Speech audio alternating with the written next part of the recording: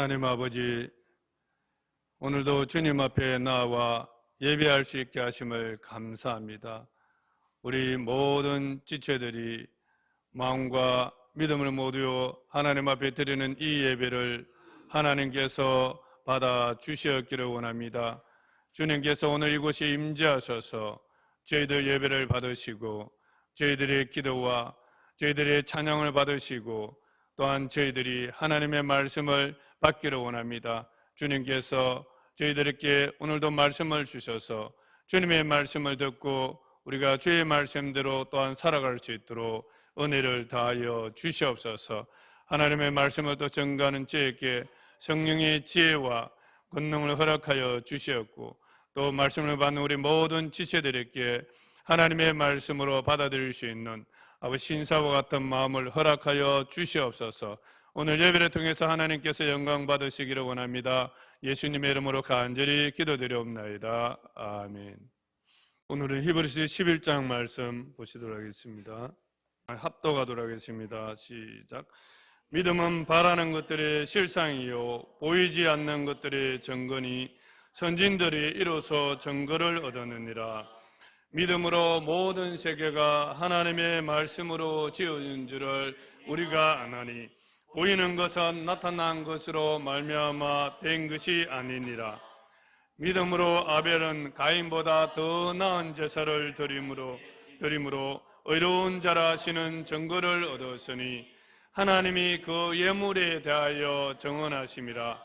그가 죽었으나 그 믿음으로서 지금도 말하느니라. 믿음으로 에녹은 죽음을 보지 않고 옮겨졌으니 하나님이 그를 옮기심으로 다시 보이지 아니하였느니라. 그는 옮겨지기 전에 하나님을 기쁘시게 하는 자라는 증거를 받았느니라. 믿음이 없이는 하나님을 기쁘시게 하지 못하나니 하나님께 나아가는 자는 반드시 그가 계신 것과 또한 그가 자기를 찾는 자들에게 상 주시는 힘을 믿어야 할지니라. 여기까지. 오늘은 히브리서 11장 1절에서 6절 말씀으로 하나님께 인정받는 믿음에 대해서 살펴보기를 원합니다. 히브리서는 서신서입니다. 편지글입니다. 발신자는 정확하게 누구인지 알 수는 없지만 대체적으로 바울이라는 견해가 많습니다. 그래서 바울 서신 안에 보통 포함을 시킵니다. 수신자는 제사제도와 율법과 같은 구약을 많이 인용하고 있는 것으로 봐서는 유대계 그리스도인이라고 봅니다. 당시에 유대계 그리스도인들은 로마 황제의 심각한 핍박의 위기에 직면해 있었습니다. 그래서 또한 유대인들로부터 같은 유대인들로부터 오는 압박을 심각하게 받고 있었습니다.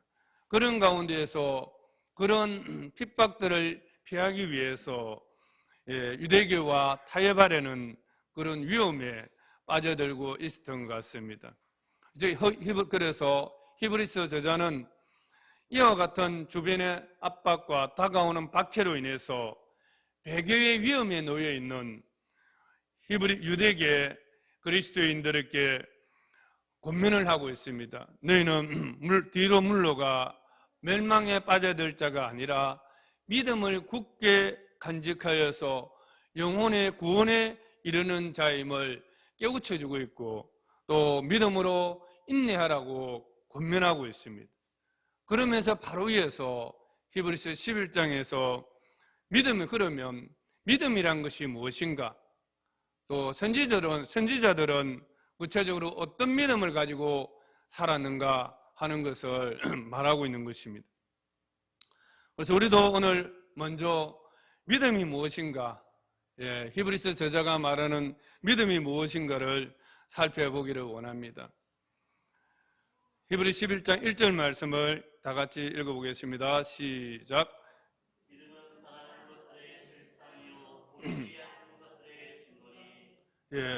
믿음은 바라는 것들의 실상이다. 이 실상으로 번역된 히포스타시스는 확신, 보정, 또 토대, 실체라는 그런 뜻이 있습니다. 믿음은 바라는 것이 실제로 이루어질 것이라고 확신하는 것입니다. 믿음은 바라는 것들의 실체요. 이 말씀은 실제로라도 번역이 될 수 있지만 확신, 보정, 토대 이런 뜻으로도 번역이 될 수 있습니다. 그리고 그러므로 믿음은 바라는 것들이 실제로 이루어질 것이라고 확신하는 것입니다. 그래서 믿음이 있으면 바라는 것들이 너무나 실제로 내 삶에 이루어진 것처럼 느껴지는 것입니다. 보이지 않는 것들의 증거니라. 이 증거라는 이 단어는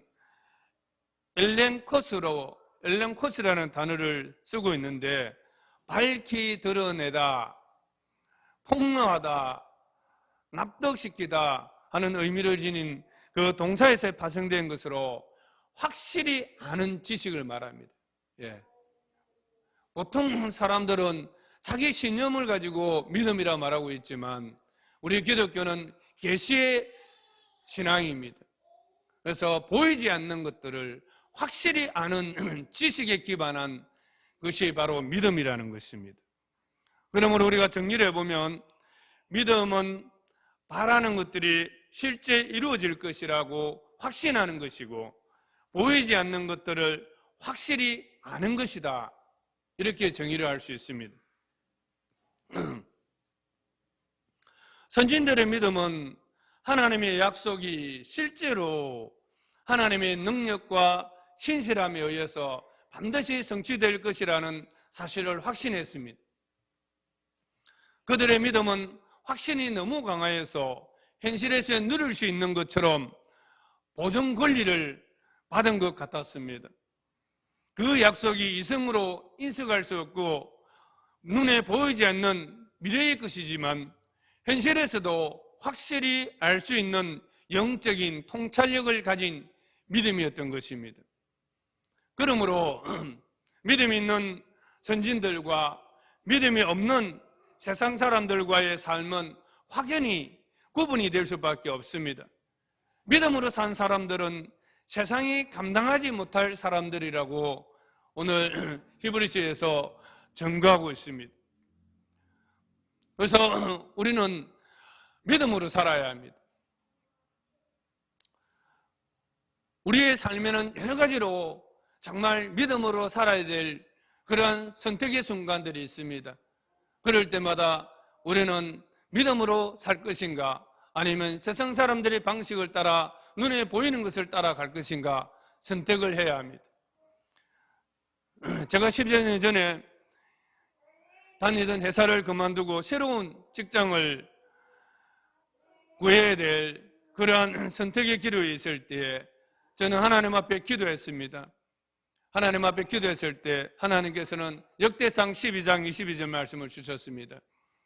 그때에 사람이 날마다 다윗에게로 돌아와서 돕고자 하며 큰 군대를 이루어 하나님의 군대와 같았더라 하는 이 말씀을 주셨습니다. 그 당시만 해도 저에게는 수중에 돈 2천만 원이 없었습니다. 직장생활 그리 오래 했는데도 모아놓은 돈이 없었어요. 그런 상태에서 새로운 직장에 도전한다는 것은 여러 가지 불확실합니다. 그렇지만 저는 하나님이 주신 이 약속의 말씀이 그대로 이루어질 것이라고 강한 확신이 제게 들었었습니다.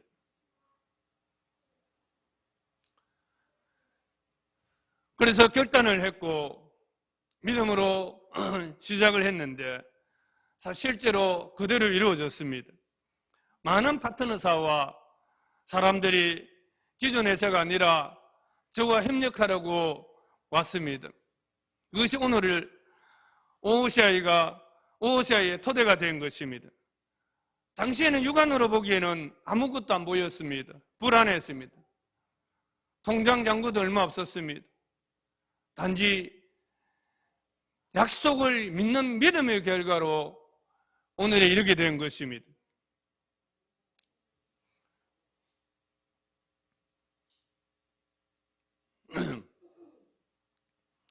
2절에 보면 선진들이 이로써 증거를 얻었느니라. 선진들이 이로써 증거를 얻었느니라. 예, 여기서 선진들은 바로 이스라엘의 믿음의 조상들을 말합니다. 히브리서 11장에 나오고 있는 그런 믿음의 조상들을 말합니다. 이로써 이 부분은 바로 믿음으로 말미암아라는 뜻입니다. 선진들이 믿음으로 말미암아 증거를 얻었느니라. 예, 증거를 얻었느니라는 건 수동태입니다. 자기 스스로 증거를 만든 것이 아니라 하나님께서 증거하셨다는 것입니다. 하나님께로부터 증거를 얻었느니라 말은 인정을 받았다는 뜻입니다. 선진들은 믿음으로 말미암아 하나님으로부터 그들의 믿음을 인정받았다는 것입니다.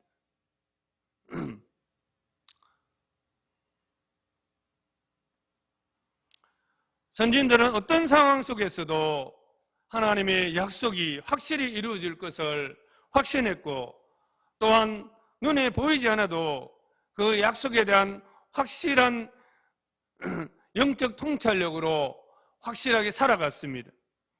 하나님께서는 그들의 믿음을 인정해 주셨고 또 증거해 주셨습니다. 우리가 아무리 믿음이 있다고 난 믿음 있는 사람이야 그렇게 말해도 그 믿음을 하나님께서 인정해 주셔야만이 신앙이 좋은 것입니다. 오늘 많은 사람들이 간증을 합니다. 유명한 스타들을 초청해서도 간증 집회를 하기도 합니다. 그러나 그 믿음이 과연 하나님께서 인정하시는 믿음인가 아닌가는 끝까지 가봐야 합니다. 스스로 믿음이 좋은 것처럼 행동하지만 그러나 끝까지 가봐야 합니다. 일제시대에 정춘수 목사님이라는 분이 있습니다. 이분은 선교사를 통해서 세례를 받고 감리교 목사가 되었습니다. 초기에 부흥의 집회를 인도할 때 큰 능력이 나타나기도 하고 독립운동가로서도 활동했으나 나중에는 친일파로 변질되어 버렸고 교회를 일본의 앞잡이로 만드는 데 앞장섰습니다. 그래서 감리교단으로부터 목사직을 박탈당하고 나중에는 카톨릭으로 개종해버렸습니다. 그가 믿은 믿음이 무엇을 바라는 믿음이었는지 의심스럽습니다. 우리의 믿음은 하나님께서 인정하시는 믿음이 되어야 하는 것입니다. 하나님께서 증거하시는 믿음이 되어야 합니다. 선진들의 믿음은 세상의 것이 아니었고 눈에 보이는 것이 아니라 보이지 않는 것이었지만 하나님의 약속을 확실한 지식으로 인식하며 굳게 믿었습니다. 믿음은 육안으로 보이는 것을 뛰어넘는 보이지 않는 영적 세계를 확신하고 아는 것에서부터 출발하는 것입니다. 믿음의 세계는 보이는 것이 다가 아닙니다. 히브리 11장 3절에 보면 믿음의 실제 사례로 천지 창조를 예로 들었습니다. 11장 3절 한번 읽겠습니다. 시작. 믿음으로 모든 세계가 하나님의 말씀으로 지어진 줄을 우리가 아나니 보이는 것은 나타나셔서 말미암아 된 것이 아니니라. 예. 믿음으로 모든 세계가 하나님의 말씀으로 지어진 줄을 우리가 아나니, 우리가 아나니, 헬라어로 안다는 것은 참 중요한 의미가 있습니다. 우리가 아나니, 우리가 아나니는 무엇을 안다는 것입니까? 천지 창조가 하나님의 말씀으로 지어준 줄을 우리가 안다는 것입니다. 이선 지식을 얻게 되었다는 것입니다. 믿음으로 천지 창조에 대한 것이 하나님의 말씀으로 지어졌다는 지식을 갖게 됐다는 것입니다. 천지 창조는 우리 세상의 과학으로도 증명할 수 없습니다. 어느 누구도 이것을 증명할 수 없습니다. 왜냐하면 아무도 그 당시로 돌아가서 그것을 본 사람이 없기 때문입니다. 그래서 사람들은 어디까지나 가설을 세워서 그것을 증명하고자 합니다. 진화론자들은 이미 존재하는 가장 근원적인 그 물질에서 진화하였다고 말하지만 그들은 확실하게 그것을 증명할 수가 없습니다. 우리 그리스도인들은 계시 안에서 살아계신 하나님, 전능하신 하나님, 창조자 하나님을 믿는 믿음이 있기 때문에 온 세상에 존재하는 시간과 공간을 비롯해 그 안에 있는 모든 것들을 하나님께서 창조하셨다는 지식을 우리는 확실하게 믿고 있습니다. 보이는 것은 나타난 것으로 말미암아 된 것이 아니니라. 한번 따라하겠습니다. 보이는 것은 나타난 것으로 말미암아 된 것이 아니니라. 보이는 것은 무엇을 말합니까? 온 세상을 말하는 거예요. 온 세계 우주 만물을 말합니다. 우리 눈앞에 보이는 우주 만물을 말합니다. 그러면 나타난 것이라는 이 말은 무슨 뜻입니까? 여러분 이해가 되십니까? 나타난 것. 예. 보이는 것은 나타난 것으로 말미암아 된 것이 아니니라 했는데 나타난 것은 헬라어로 파이노메논인데 이것은 그대로 이거 헬라 사상에서 쓰던 용어입니다. 그래서 그것은 나타나 있는 것이란 뜻으로 번역이 됩니다. 고대 헬라 사상은 모든 세계의 원인이 될 만한 물질이 이미 존재한다고 생각하고 있었습니다. 천지 창조의 원인이 될 만한 물질이 이미 존재했다고 말하고 있습니다. 이 존재하는 물질을 오늘 히브리서는 그들의 용어를 그대로 차용해서 나타난 것이라고 표현을 하고 있습니다. 진화론자들의 주장과 일치합니다. 그들은 모든 보이는 이 현상들은 이미 존재하는 그 물질로 말미암아 진화가 되거나 존재하고 있다고 주장하고 있는 것입니다. 마치 우리가 먹는 빵이 있으면 빵은 이미 존재하는 빵 재료를 가지고 빵 굽는 틀에서 구우면 만들어지듯이 이미 나타나 있는 것, 이미 존재하는 그 물질로 만들어졌다고 생각하고 있었습니다. 그러나 성경은 뭐라 말하고 있습니까? 보이는 것은 나타난 것으로 말미암아 된 것이 아니니라 말하고 있습니다. 천지가 창조되기 전에 이미 존재하는 물질이 있었다고 하는 이 말은 하나님께서 무에서 천지를 창조하셨다는 이 말씀을 전면적으로 부정하는 것이고 또 하나님의 능력을 부정하는 말입니다. 왜 이런 말을 하는 것입니까? 그들은 그 안에 믿음이 없기 때문에 이러한 창조에 관한 지식을 받아들일 수가 없는 것입니다. 그러나 요한복음 1장 3절에 보면 만물이 그로 말미암아 지은 바 되었으니 한번 따라하겠습니다. 만물이 그로 말미암아 지은 바 되었으니 지은 것이 하나도 그가 없이는 된 것이 없느니라. 예. 지은 것이 하나도 그가 없이는 된 것이 없느니라. 예, 이렇게 말씀하고 있습니다. 보이는 모든 물질계는 보이지 않는 성삼위 하나님과 그분의 말씀과 그분의 뜻에 따라서 존재하고 있다는 것을 성경은 증거하고 있습니다. 그런데 우리는 이 지식을 가질 수 있습니다. 왜냐하면 우리 안에는 믿음이 있기 때문에 우리는 믿음으로 말미암아 우리가 보지 못했지만 그 당시로 돌아가 보지는 못했지만 하나님의 말씀으로 하나님께서 능히 천지를 창조하셨다는 이 지식을 갖게 되는 것입니다. 하나님의 관심은 오직 믿음이 있습니다. 십자가의 구원의 능력도 오직 믿음이 있게 하신 것입니다. 하나님은 믿음 없이 자신의 세계를 볼 수 있게 하지 않습니다. 그래서 우리가 믿음을 갖는다는 것이 얼마나 중요한지 모릅니다. 믿음은 정말 모든 바라는 것들의 실상이요, 또 보이지 않는 것들의 증거니라, 그렇게 말씀하고 있습니다. 믿음을 가진 자만이 영적인 통찰력을 가질 수 있습니다. 세상이 주지 못하는 영원한 세계, 보이지 않는 세계까지 볼 수 있는 그런 통찰력을 가질 수 있습니다.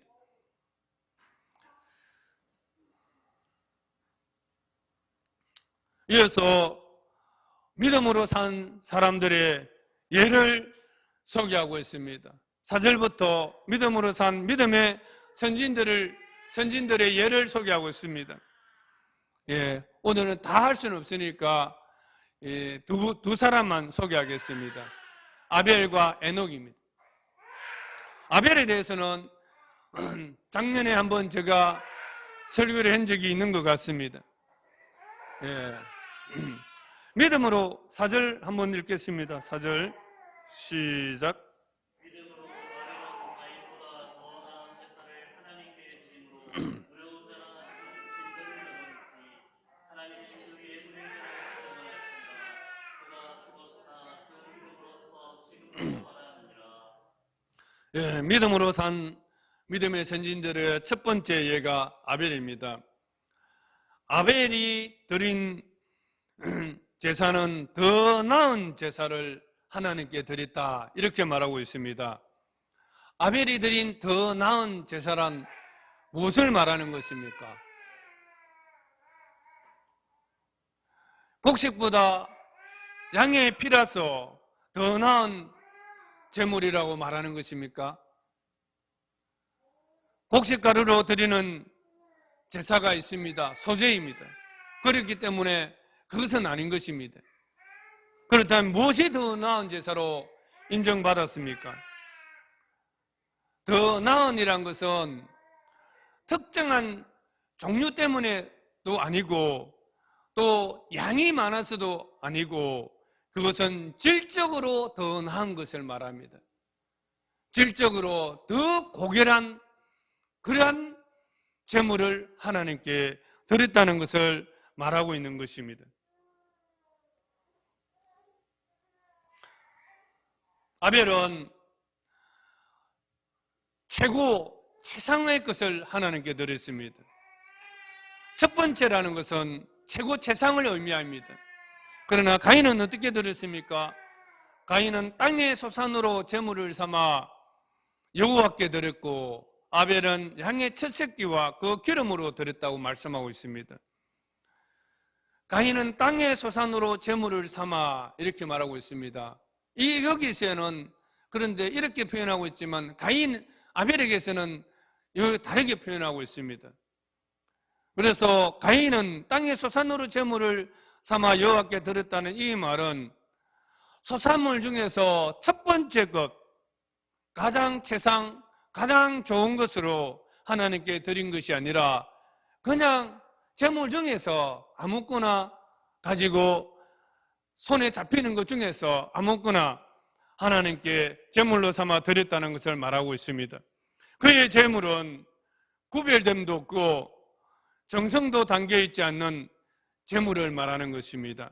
마치 오늘날 우리가 하나님 앞에 헌금을 드려야 되겠는데 평상시에 구별한 헌금이 아니라 갑자기 주문이 뒤집어가지고 잡히는 거 하나 가지고 헌금을 드리는 이런 헌금일 수도 있습니다.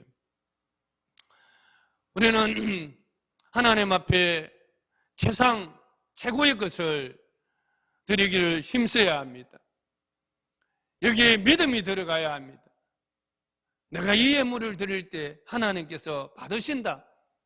하나님께 드리는 것인데 세상의 것을 드려야지 내가 쓰다가 남은 것 어떤 걸 드릴 수는 없잖아요. 그런데 가인의 제물은 이와 같다는 것입니다. 우리는 하나님 앞에 어떻게 드리고 있습니까? 저는 정영규 목사님을 보면서 항상 보면 평일에 11조 헌금이나 감사헌금을 떼가지고 감사 제목을 날 그 해가지고 성경에 딱 넣어가지고 들고 오시는 것을 지금도 보면 그렇게 하시더라고요.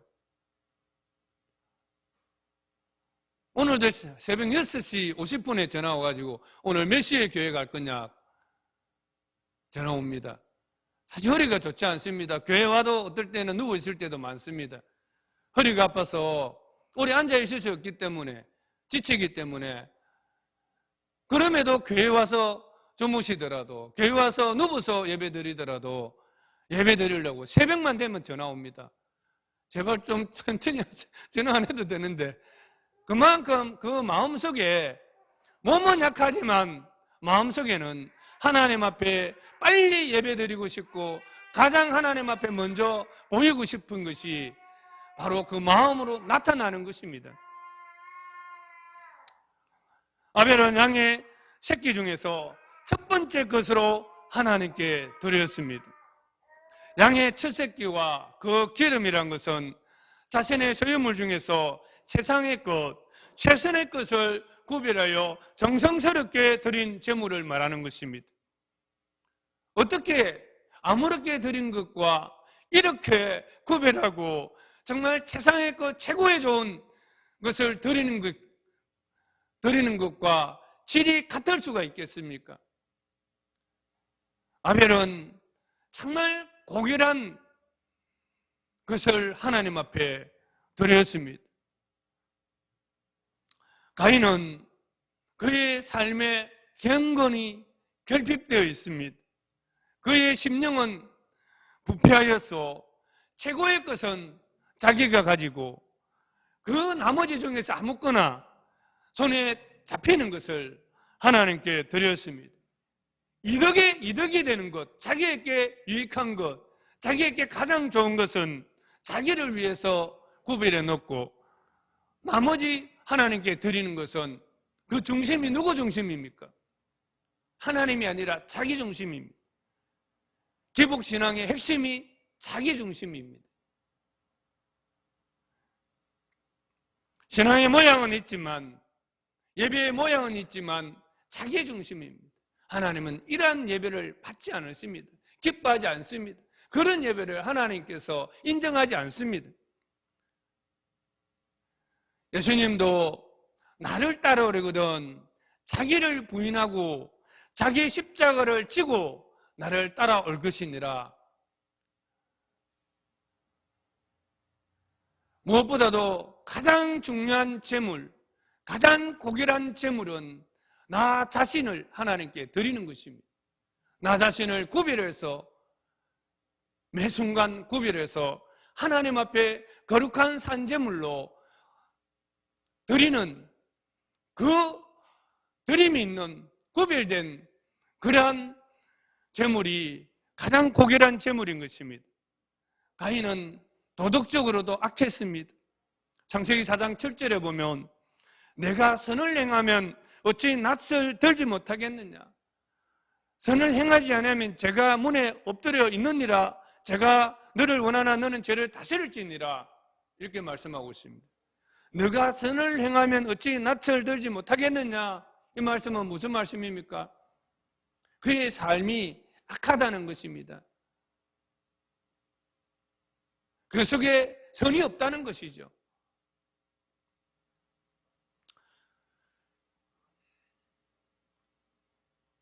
가인의 삶이 왜 도덕적으로도 이렇게 악하게 살아간 것입니까? 그가 보이지 않는 하나님의 심판과 천국과 하나님의 보상 또 하나님의 그 심판을 믿었더라면 이렇게 살았겠습니까?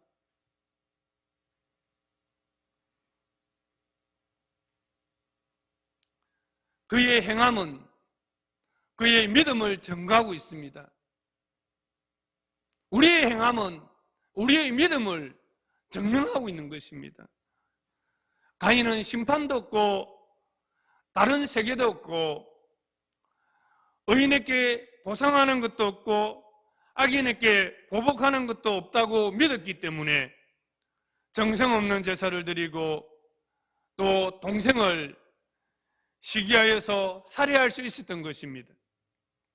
하나님의 살아계심과 하나님의 공의로우심과 하나님의 정의로우심과 하나님의 심판과 하나님께서 보상하는 것을 그가 믿었더라면 그의 삶도 하나님 앞에서 공의와 정의와 심판받을 것처럼 살아갔을 것입니다. 결국은 가인은 믿음이 없으므로 그런 삶을 살았다는 것입니다. 믿음이 없으므로 고결한 삶을 포기해버리고 자기 중심적으로 살아갔고 하나님 앞에 드리는 제물조차도 하나님께서 인정받지 못했다는 것을 말하고 있습니다. 그러나 아벨은 하나님께서 살아계시고 또 자기를 찾는 자들에게 상급을 주시는 하나님이란 것을 믿었기 때문에 그의 삶은 경건했고 최고 최상의 제물을 하나님께 드리고 싶었던 것입니다. 이러한 믿음에 대해서 하나님은 의롭다고 증거해 주셨습니다. 그런 예배를 하나님께서 옳다고 인정해 주셨다는 것입니다. 의와 믿음은 상관관계가 있습니다. 의의 근원은 믿음입니다. 하나님의 살아계심과 상주심을 믿는 믿음이 의롭게 살 수 있는 근원이 되는 것입니다. 여러분 이해되십니까? 하나님의 살아계심과 상주심을 믿는 믿음이 우리로 하여금 어렵게 살 수 있는 근원이 된다는 것입니다.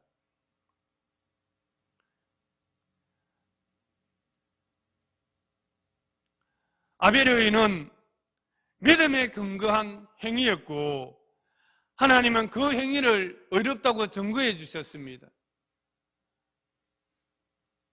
사람들은 우리가 의롭게 사는 것을 보면 자기의라고 몰아붙이는 경우들이 있습니다.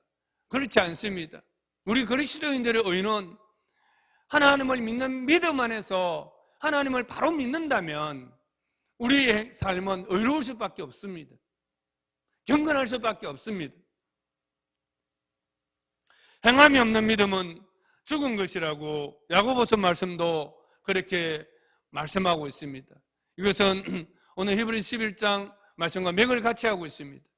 전혀 우리의 행함이 없는 그냥 머리로만 인식하는 그러한 믿음을 말하고 있지 않습니다. 오늘 히브리서 11장도 믿음에 대해서 말하고 있지만 이 믿음은 행함이 있는 믿음을 말하고 있습니다. 삶이 있는 믿음을 말하고 있습니다. 하나님이 인정하는 믿음을 말하고 있습니다. 하나님이 증거해 주시는 믿음을 말하고 있습니다. 믿음은 반드시 의로운 행위를 열매로 맺을 수밖에 없습니다. 믿음이 있는 사람은 경건한 삶을 살 수밖에 없습니다.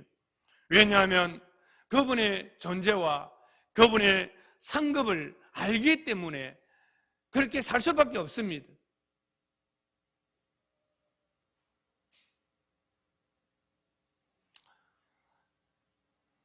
그런데 아벨은 믿음으로 살고 하나님께 어렵다는 인정도 받았습니다. 그런데 믿음으로 살면 핍박도 억울함도 없는 것입니까? 그렇지 않습니다. 아벨은 그가 가진 믿음 때문에 죽임을 당했습니다.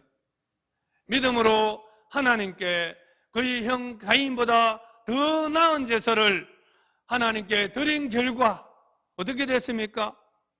하나님께 의로운 자라는 증거를 받은 것 그것 때문에 그는 형의 질투를 받아서 죽음을 당했습니다. 그는 그 시대의 사람들보다 단명했습니다. 그는 후손도 없습니다. 그렇다면 그의 죽음은 허망한 것입니까? 그의 죽음은 실패한 것입니까? 결코 실패자가 아닙니다. 성경은 뭐라 말하고 있습니까?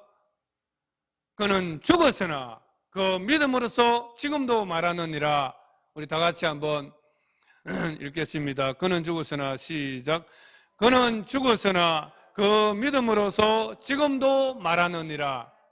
한 번 더 읽겠습니다. 시작.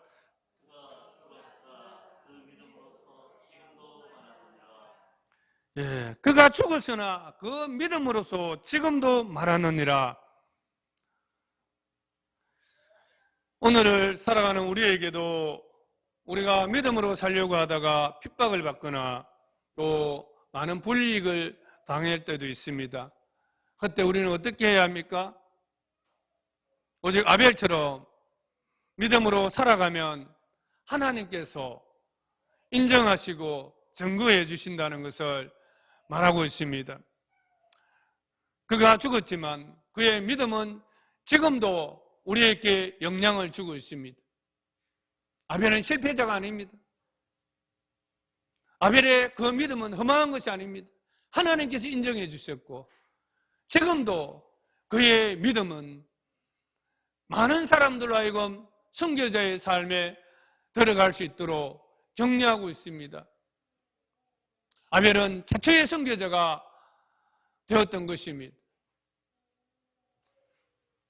두 번째 사례입니다. 에녹입니다. 예, 5절 말씀 우리 같이 한번 읽겠습니다. 시작. 믿음으로 에녹은 죽음을 보지 않고 옮겨졌으니 하나님이 그를 옮기심으로 다시 보이지 아니하였느니라. 그는 옮겨지기 전에 하나님을 기쁘시게 하는 자라는 증거를 받았느니라. 예, 믿음으로 산 사람의 두 번째 예로 성경은 에녹을 들고 있습니다.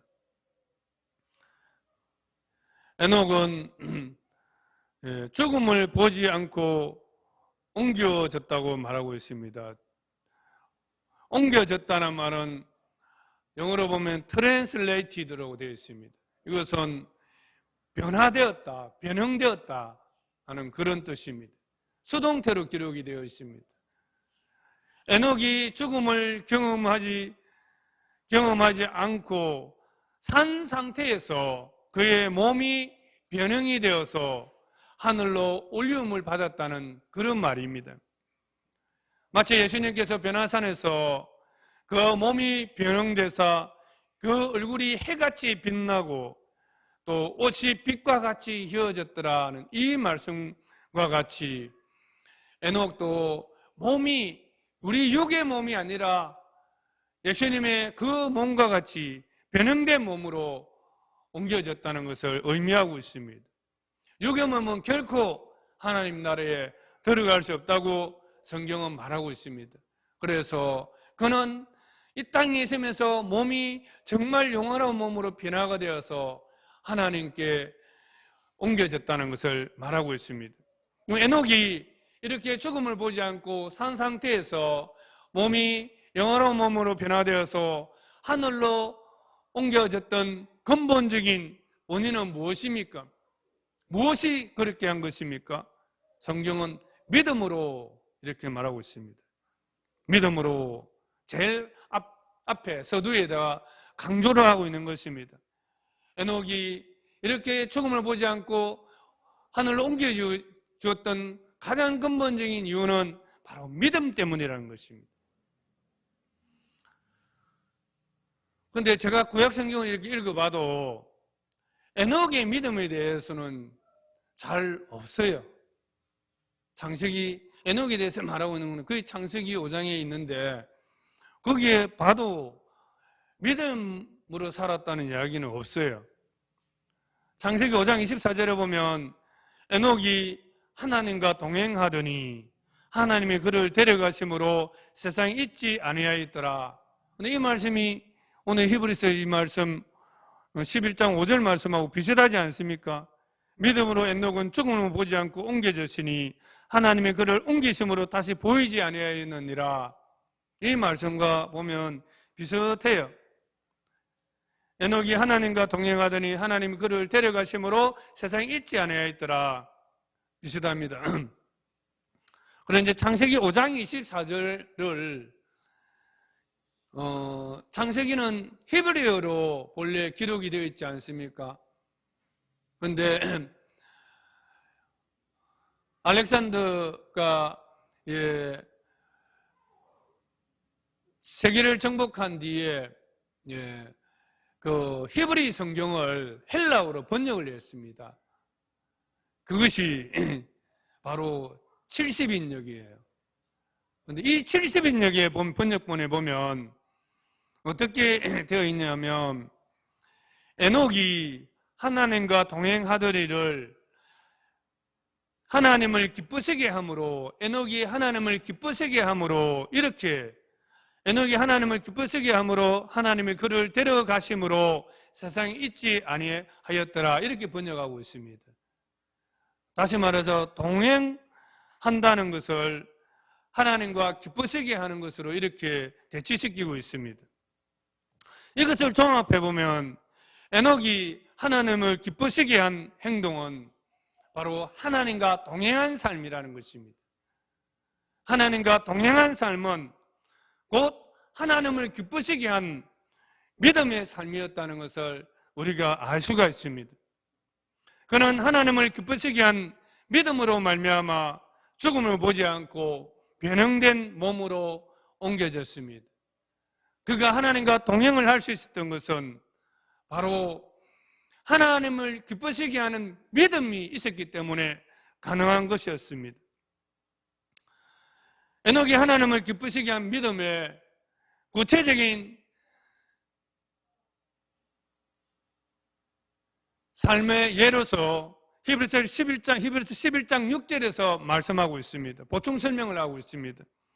에녹이 하나님을 기쁘시게 한 믿음의 삶은 무엇이 있는가를 보충 설명을 하고 있어요. 11장 6절 한번 읽어보겠습니다. 시작. 믿음이 없이는 하나님을 기쁘시게 하지 못하나니 하나님께 나아가는 자는 반드시 그가 계신 것과 또한 그가 자기를 찾는 자들에게 사주시는 이심을 믿어야 할지니라. 히브리서 저자는 에녹이 하나님을 기쁘시게 한 믿음은 바로 첫째, 하나님이 존재한다는 사실, 둘째, 하나님을 찾는 자들에게 보상하신다는 이 사실을 믿었다고 말하고 있습니다. 그래서 우리가 가져야 될 믿음도 그렇습니다. 우리가 어떤 상황이 있을지라도 하나님은 살아계신다. 그리고 우리가 그 하나님께 나아가서 살아갈 때에 우리의 믿음의 삶을 살아갈 때에 하나님께서는 반드시 보상하시는 분이다 하는 사실을 우리는 믿어야 하는 것입니다. 당시 유대계 그리스도인들이 믿음에서 뒷걸음질 치고 배교의 위험에 처해 있었던 이유는 무엇입니까? 에녹과 같은 이런 하나님이 살아계시고 그 가운데서도 하나님이 살아계시고 그 가운데서도 믿음으로 살려고 한다면 하나님께서 그들의 믿음에 대해서 보상을 하신다는 것을 그에 대한 확신이 약해졌기 때문입니다. 히브리서에는 보면 많은 10장 전까지 이야기들을 하고 있습니다. 3장에서 4장까지는 천국에서의 안식과 기업을 누릴 것에 대해서 말하고 있습니다. 4장에서 10장까지가 바로 하나님 앞에 나아가는 것에 대해서 이야기하고 있습니다. 하늘 성소에 직접적으로 나아갈 수 있는 길이 열렸음에 대해서 말하고 있습니다. 유대계 그리스도인들은 천국에서의 안식과 기업을 누릴 것에 대한 확신이 약해져 있었고, 또 4장에서 10장에서 논의된 대로 언제나 하나님 앞에 나아가면 하나님이 주시는 보상이 있음에 대해서 확신이 약해져 있었기 때문입니다. 그러나 에녹에게는 천국에서의 안식과 기업의 약속은 바라는 것들의 실상이요, 언제나 하나님께 나아갈 수 있는 하나님과의 동행은 보이지 않는 것들의 증거였습니다. 에녹의 이러한 믿음을 하나님은 기뻐하셨고, 그의 믿음을 인정하셔서 산채로 영의 몸으로 변화시켜서 하늘로 데려가신 것입니다. 그의 믿음이 천국을 현실에서 지업으로 받게 한 것이고, 그의 믿음이 보이지 않는 하나님과 그의 나라에 들어가 영생에 들어가게 하신 것입니다.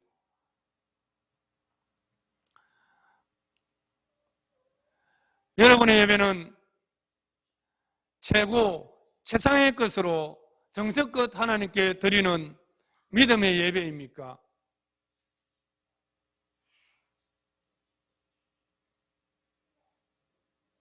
매일 가정에서 가장 좋은 시간, 아침 시간을 하나님 앞에 드리기를 힘쓰고 있습니까? 일주일의 시작, 이 주일 첫날 이 시간에 한 시간이라도 빨리 하나님 앞에 나와 하나님 앞에 믿음으로 예배드리고 싶은 마음이 여러분 속에 얼마나 있습니까? 저는 우리 모든 성도들이 이런 믿음의 사람들이 되기를 간절히 축원합니다. 여러분의 예배는 질적으로 고결한 삶이 담긴 살아있는 믿음의 예배입니까? 살아계신 하나님 앞에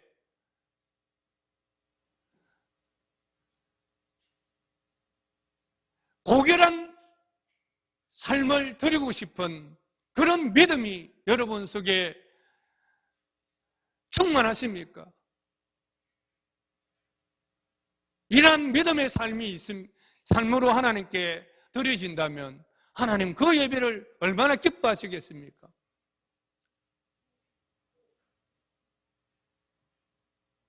믿어도 그만, 안 믿어도 그만, 그게 그인 것 같다면 우리의 믿음은 다시 한번 점검해봐야 합니다. 아벨과 같은 그런 믿음이 우리 속에 다시 일어나도록 하나님 앞에 기도해야 할 것입니다. 여러분의 삶은 하나님과 동행하는, 하나님을 기쁘시게 하는 믿음의 삶입니까? 동행이라는 것은 보조를 맞춘다는 것입니다. 누구와 보조를 맞추는 것입니까? 하나님과 보조를 맞춘다는 것입니다. 내 뜻대로가 아니라 하나님의 뜻대로, 내 생각대로가 아니라 하나님의 말씀대로 보조를 맞춰서 가는 것입니다. 왜 이렇게 할 수 있는 것입니까? 하나님은 살아계시고 그분의 뜻대로, 그분의 말씀대로 보조를 맞추면 하나님께서 반드시 보상해 주시기 때문입니다. 그 보상이 이 땅에서의 보상이든 하늘나라에서의 보상이든, 이 땅에서 보상 못 받았다면 하늘나라에서는 더 큰 보상으로 하나님께서 갚아주실 것입니다. 우리의 삶이 하나님과 동행하는, 하나님을 기쁘시게 하는 믿음의 삶인가? 오늘 자신을 한번 돌아보시기 바랍니다.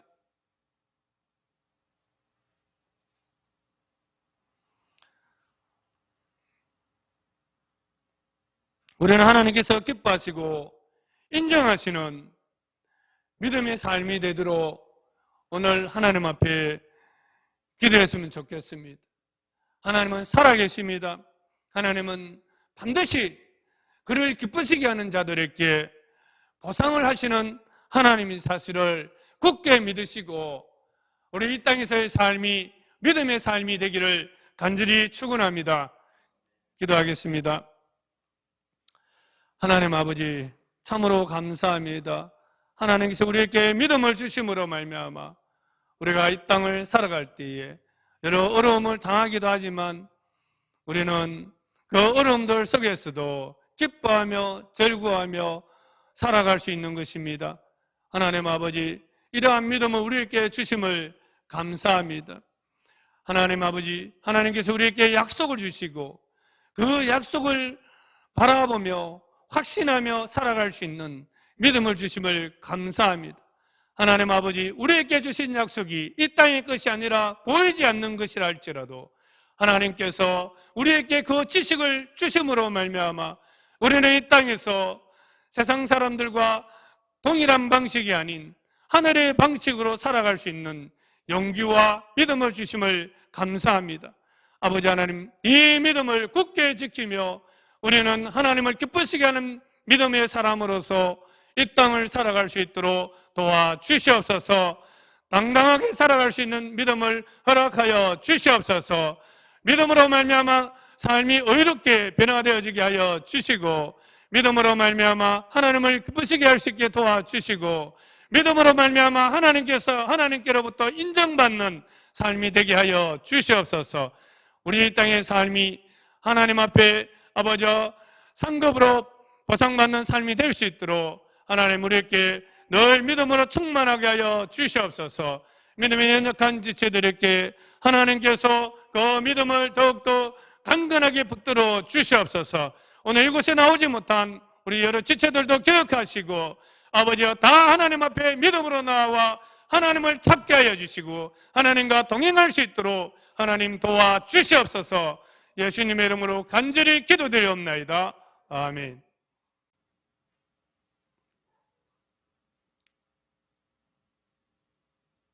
주 예수 그리스도와 하늘의 삶과 성령께서 하심이 전교의 모든 성도만을 위해 영적 보심을 간절히 축원합니다. 아멘.